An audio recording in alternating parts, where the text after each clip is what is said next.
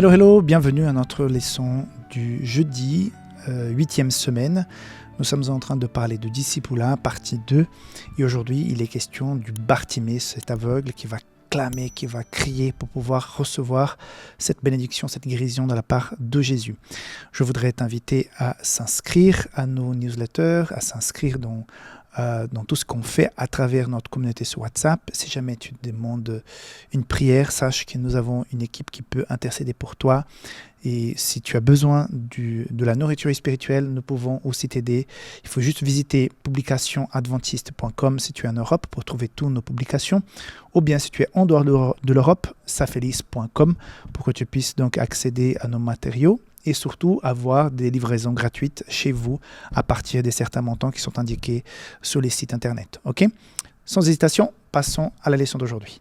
Voilà, dernière partie du chapitre 10 de l'évangile de Marc, dans cette leçon du jeudi, versets 46 à 52. Il est question donc de cette sortie de Jésus de Jéricho et cette rencontre avec l'aveugle Bartimée. La première chose que je veux vous dire qui n'est pas du tout dans la leçon, c'est que Jésus va à Jéricho, cette ville de Jéricho qui a été maudite, qui ne devrait plus exister après que Josué ait conquis cette ville. On ne devrait pas la rebâtir. Rappelez-vous que la personne qui a rebâti la ville a perdu son fils aîné quand il a posé les fondations, et quand il a finalement mis les portes, il a perdu son cadet, il me semble. Hein, c'est ça, aîné, cadet.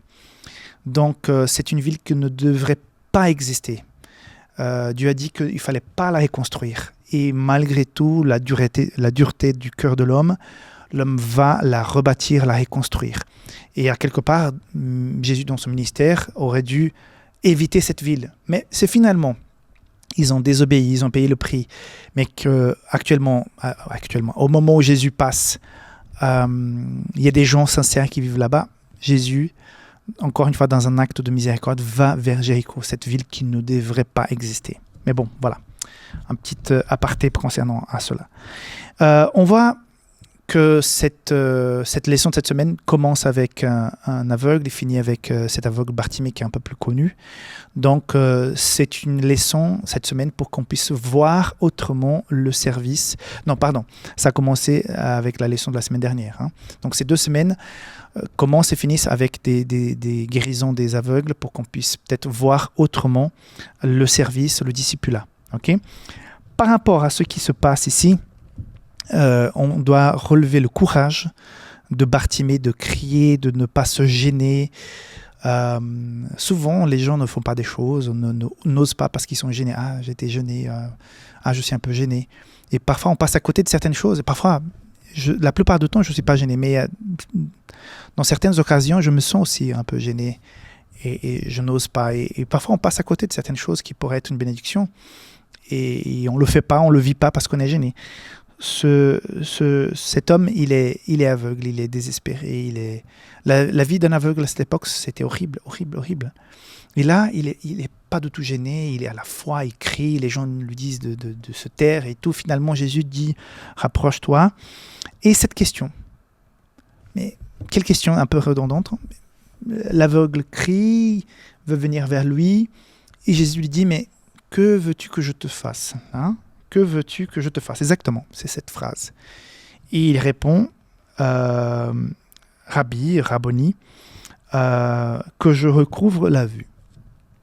Mais cet homme, quand on voit le récit, il s'est rapproché avec énormément de foi. Pour faire ce qu'il a fait, c'est qu'il avait cette foi, il avait cette confiance que Jésus pourrait faire. Et j'imagine toutes les histoires qu'il avait écoutées, des miracles que Jésus avait fait pour d'autres aveugles aussi, il était rempli de confiance. Et je pense qu'il a nourri cette confiance avec le temps, ses pensées, tout ce qu'il avait entendu sur la parole de Dieu, peut-être les parties de l'Ancien Testament qu'il avait déjà entendu, les récits. Donc ça lui revenait dans l'esprit. Et c'est un homme rempli de foi. Et j'aime beaucoup, beaucoup, beaucoup quand Jésus finit un miracle, ça arrive assez souvent. Et je me rappelle aussi des 10 lépreux, quand il y a un seul qui revient et Jésus lui dit, mais tu es guéri, mais ta foi t'a sauvé. Donc Jésus a guéri les 10 lépreux, mais un seul a reçu cette confirmation, ce message, ta foi t'a sauvé, tu es sauvé. Et là, c'est la même chose Jésus ne va pas lui dire « Ok, maintenant, tu vois.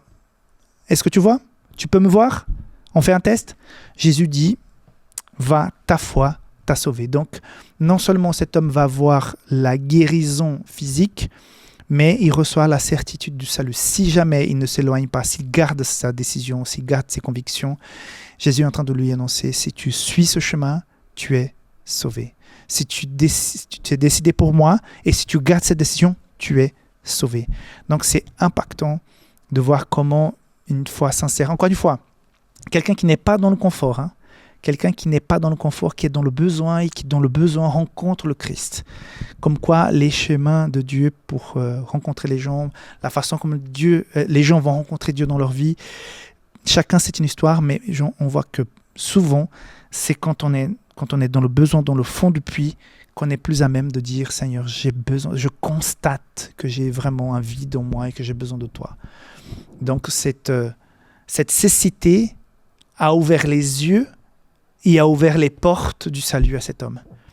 Est-ce que parfois, il ne vaut pas mieux passer par une cécité pour obtenir le salut, entre guillemets, que tout simplement voir tout et ne voir pas l'entrée de la Nouvelle Jérusalem, ne pas voir le salut. Donc voilà, c'est une question que je me pose. Peut-être si tu passes par des moments difficiles, c'est peut-être l'occasion que Dieu aussi profite, utilise pour nous aider à être davantage sensibles à son appel, pour qu'on puisse véritablement être des disciples et avoir une relation profonde et réelle avec lui. Que Dieu te garde, que Dieu te bénisse, que tu puisses véritablement te décider pour le Seigneur chaque jour de ta vie. Et on se voit demain pour la clôture de cette leçon. Bye bye.